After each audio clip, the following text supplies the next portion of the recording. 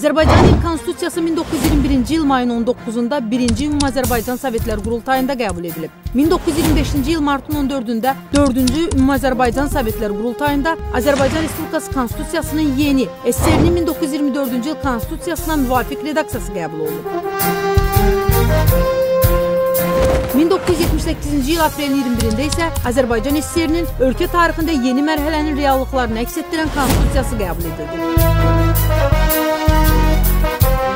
Azərbaycan müstəqillik əldə etdikdən sonra isə Prezident Heydər Əliyevin rəhbərliyi ilə 1995-ci il noyabrın 12-sində keçirilən referendumda xalqın iradəsinə uyğun olaraq yeni konstitusiya qəbul edildi.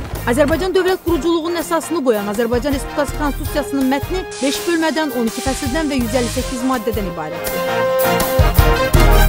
Noyabrın 12-si ölkəmizdə Azərbaycan Respublikasının Konstitusiya günü kimi qeyd edilir.